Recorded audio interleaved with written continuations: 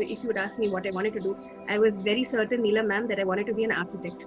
I was like determined that architecture was the direction for me. And unfortunately, I didn't do so well in mathematics, and that gave me the small indication that okay, maybe not architecture. And almost clueless, I joined a course in environmental science because I was naturally drawn to it, I guess. And from then, I did my master's, I did my PhD, and now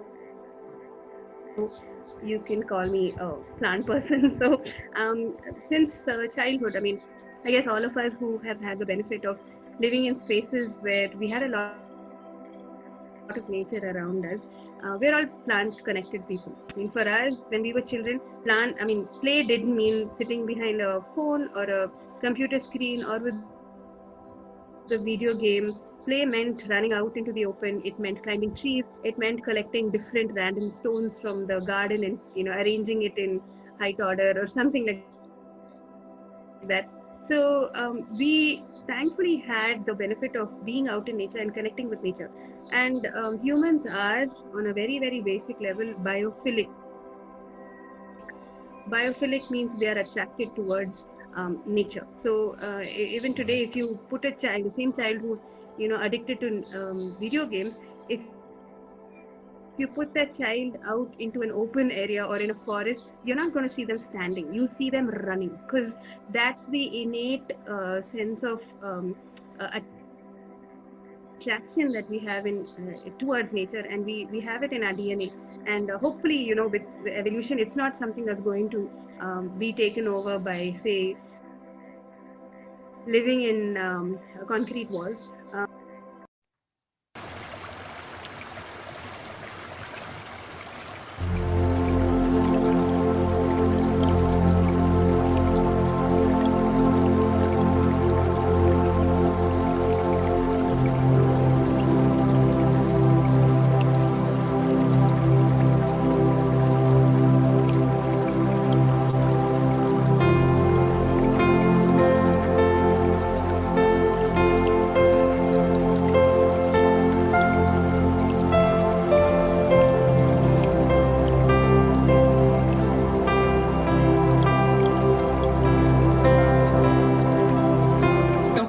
Rachinhalli, like there has been a lot of learning that I have crossed, and my effort is only to try and take forward that learning so that others who may be interested in trying to do good to the society by way of engaging in revival of lakes may get some knowledge from me and then take it forward.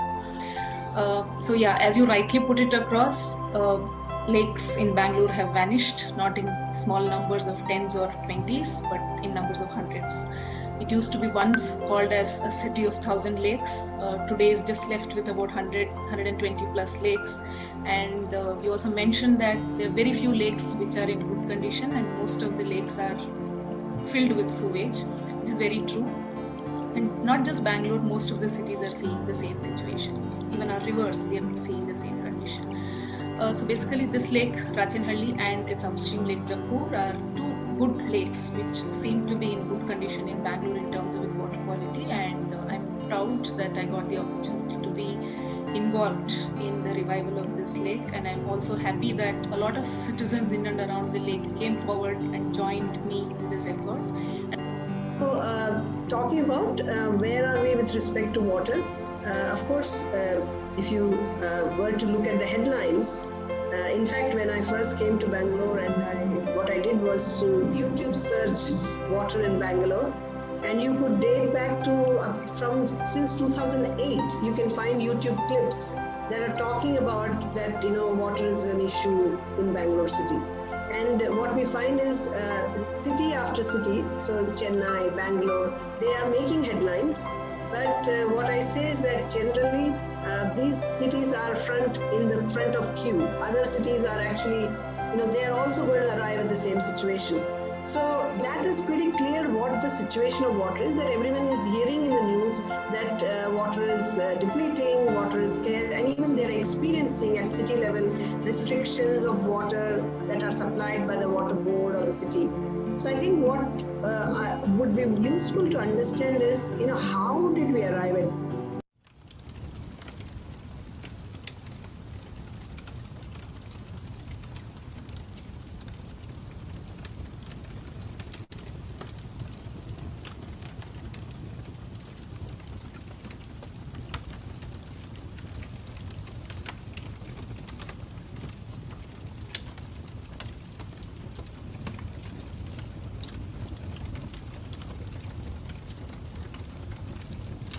do on the ground, which is, as you mentioned, again with end users, the communities directly, who should be in the driving seat on energy and what their requirements are versus anybody else deciding for them what we think they should have. So I'd just like to share a presentation on the work that Barefoot College has been doing over the years. So I only have a series of pictures to show. So even though it's a long list, it can go fast. So, so Barefoot College was established in 1972 by Sri Bankar Roy. It started in a village in Rajasthan called Tilonia, and then spread to many communities across India as well as outside of India.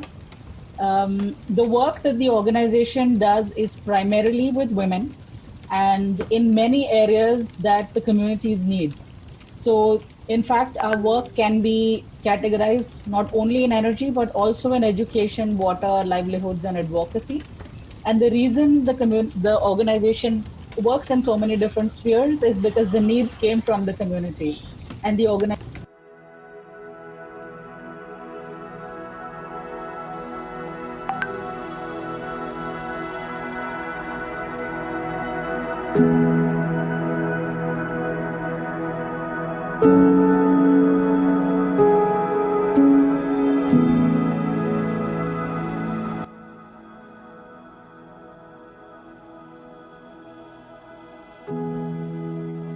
it is very important that those of us who seem to enjoy so much power sitting in our urban areas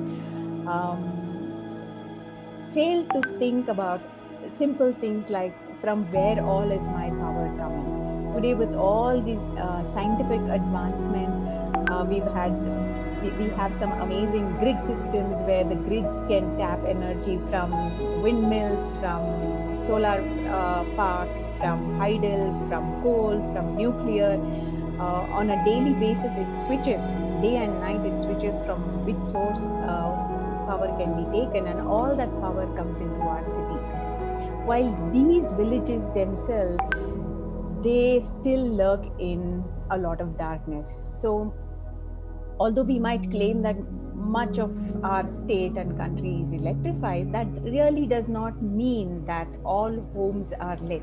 Electric pole might reach a village, but not necessarily all the homes. Children still find it very difficult, and now with the entire year of no school, no access to online education,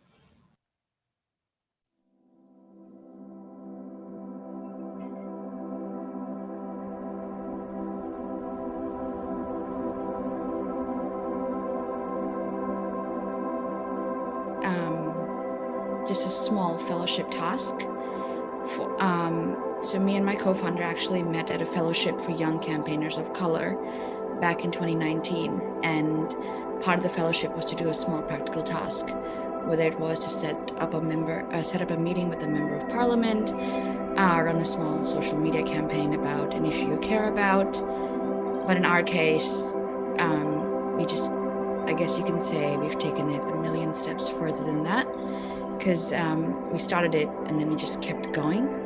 We actually just recently finished our incorporation as an organization and are currently waiting for our charity status to be pushed through by the government.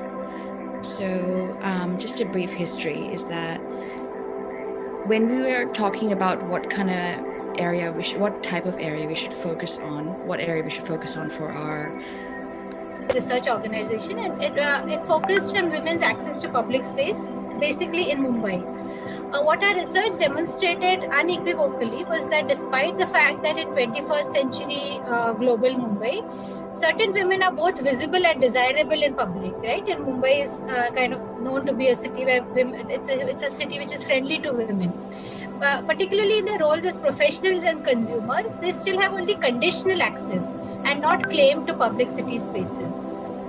In other words, not only is public space gendered, but when comparing men and women of the same class and community, men have better access to public space than women at all times of the day. And the supplies, like I said, although Mumbai is considered one of the friendliest, so one can imagine what it would be in other cities. And it's important to kind of kind of talk about what class and community, because even in women of a certain class will have far more access than men of a middle class woman will have far more access than a working class man. So it's kind of there are a lot of kind of identity markers which come in deciding that. But